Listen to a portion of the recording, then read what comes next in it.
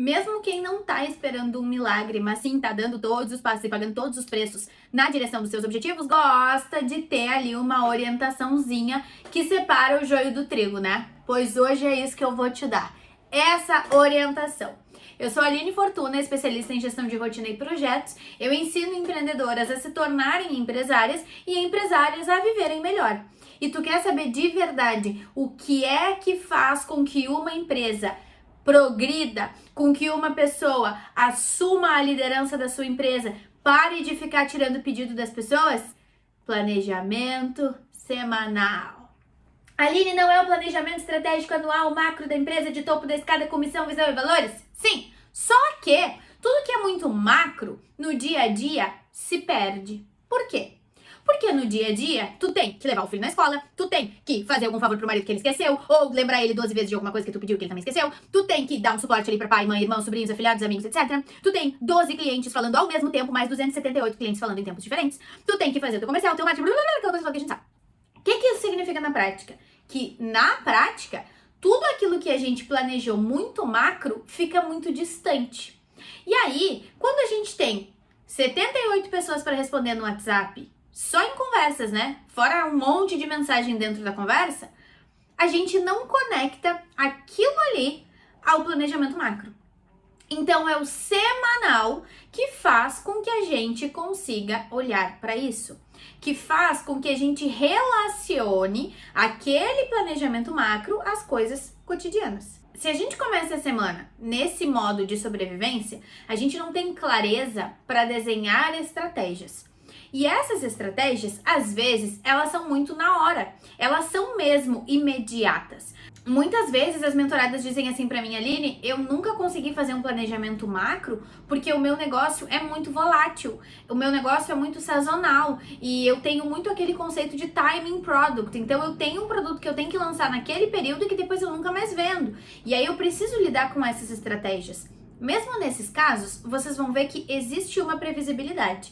E se vocês fizerem planejamentos macro, levando em consideração o micro, vocês conseguem se preparar e preparar o negócio para esses momentos sazonais. Acontece que, como eu consigo fazer isso? Através dos registros que eu faço na minha semana. Se eu começo a minha semana bem planejada e não em modo sobrevivência, eu estou preparada para o que vai acontecer, eu consigo pegar aquelas coisas que não são importantes agora e colocá-las para um período mais adequado, porque agora eu estou realmente focando nisso que eu disse que vou focar. Qual é o problema que acontece muitas vezes? Nós dizemos que estamos focados em algo, quando na verdade nós não estamos. E por que não estamos? Porque não estamos eliminando aquilo que não é prioridade. Eliminar é importante. Nós não podemos levar em consideração só tudo que nós queremos fazer. Nós precisamos considerar tudo aquilo que não é prioridade.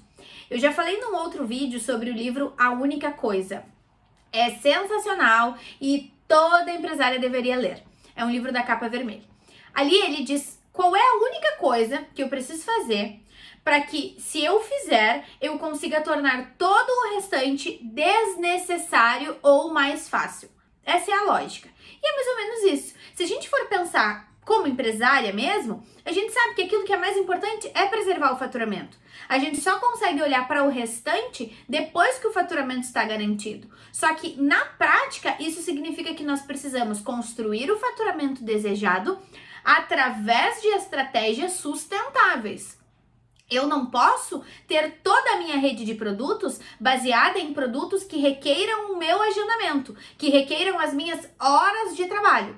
Eu não posso. Só que eu só consigo ver que isso é um problema na minha agenda quando eu começo a minha semana com clareza. Quando eu começo a minha semana revisando tudo que eu tenho para a semana e pensando, mas isso já aconteceu semana passada, isso aconteceu semana retrasada, isso sempre acontece. E eu vou conseguir sustentar essa realidade por 5, 10, 15, 20 anos? Ou melhor, eu quero sustentar isso por 5, 10, 15, 20 anos? Porque às vezes nós só não queremos. E se nós nos demos o trabalho de construir uma empresa do zero para chegar a determinado lugar, nós não devemos nos contentar com o que pode ser. Nós temos sim que construir aquilo que nós esperamos. E o planejamento semanal é chave para isso. Porque senão o macro fica muito descolado da realidade, a gente vai se sobrecarregar, vai sentir que não tem controle sobre as coisas e vai continuar sofrendo. Para fazer isso, eu desenvolvi um método de planejamento chamado movimento estratégico. O movimento estratégico é construído em 5 passos. O primeiro deles é a definição de projetos. Projetos são aquilo que a gente chamava de áreas da vida e dentro do negócio são os subprojetos, comercial, marketing, financeiro, relacionamento, etc., produtos, tudo ali. O segundo passo é definir uma meta para cada um deles. Aí, vocês vão me perguntar, até quando? E aí eu vou te dizer, o movimento estratégico é periódico. Então, a gente geralmente faz um anual, que é o macro, que eu falei, e a gente vai desmembrando ele, vai simplificando ele em meses e semanas. Então, para eu atingir o meu faturamento anual, eu preciso faturar tanto por mês. Para eu faturar tanto por mês, eu preciso faturar tanto por semana. Aline, mas então para que ver o macro? Eu não posso só fazer por semana? Não, porque a gente não vai atingir todas as semanas e todos os meses. Lembram dos negócios com maior sazonalidade? Então eu preciso ter a meta macro até para eu não me desesperar na semana em que eu não conseguir, mas eu preciso ter o acompanhamento micro semanal para eu não deixar a peteca cair quando começarem a acontecer todas as coisas que acontecem. Então primeiro eu defino os projetos, no caso da empresa, subprojetos. Determino uma meta para cada um deles, que na verdade vai ser o ajuste da meta que eu já criei para o ano. Depois, eu listo quem é a minha rede de apoio. E no caso do comercial, vocês vão listar quem são os clientes quentes, os leads de vocês que estão mais perto de fechar para vocês balizarem aquele faturamento ali. Ou no caso de uma inadimplência, quem são os clientes que vocês vão cobrar. E assim por diante. Quais são as parcerias que vocês vão fechar? A rede de apoio não é só aquelas pessoas que fazem parte da equipe ou as pessoas dos nossos projetos individuais que ajudam na empresa. Não. É também o cliente, e é também o parceiro, e é também o fornecedor. São as pessoas que acabam se beneficiando do negócio também e que de alguma forma têm responsabilidade sobre ele. Vocês vão listar essas pessoas, porque se qualquer coisa acontecer, vocês vão poder contar com elas e porque elas já fazem parte do projeto desde um fechamento, por exemplo. O quarto passo é determinar quais são as tarefas e agendamentos a ser realizados para o atingimento desse objetivo. Então, por exemplo, eu determinei aqui que para eu fazer 5 vendas nessa semana, eu preciso conversar com esses 10 clientes aqui. Quais são as tarefas? Conversar com esses 10 clientes. Como? Para essa aqui eu vou mandar isso, para essa aqui eu vou perguntar isso, para essa eu vou mandar um áudio, para esse aqui eu não vou falar com ele, eu vou falar com o irmão dele que já é meu cliente. E aí a coisa vai fluindo. Então eu já não tenho mais, meu Deus, como que eu vou atingir? As pessoas não me respondem, olha o WhatsApp. Não, eu vou olhar pro meu WhatsApp e vou pensar, essa aqui é relacionamento, ela precisa só que eu tire uma dúvida. Esse aqui é um lead receptivo. Não, esse aqui é uma pessoa com quem eu já tô negociando. Esse aqui é o cara que vai fechar, que tá na minha lista, ele é a minha prioridade. E assim as coisas vão acontecendo. Ponto importante. Eu não disse que o cliente que está em fechamento é mais importante do que o cliente real atual. Não foi isso que eu disse, tá? O que eu disse é que dentro de todas, tu vai priorizar aquelas que estão mais alinhadas aos teus objetivos. E claro que trabalhar a retenção é fundamental. E claro que valorizar as pessoas que já fazem parte do negócio é mais fundamental ainda. E aí o quinto passo é o quê? Determinar o acompanhamento. Então, a agenda de vocês tem que ter sempre ali, ou no domingo à noite, ou na segunda, primeiro horário, movimento estratégico semanal. Que vai ser o quê? Quando vocês forem revisar essas metas, quando vocês forem determinar novas tarefas que possam surgir e eliminar aquelas que não vão ser realizadas em prol das que surgiram e que são mais importantes.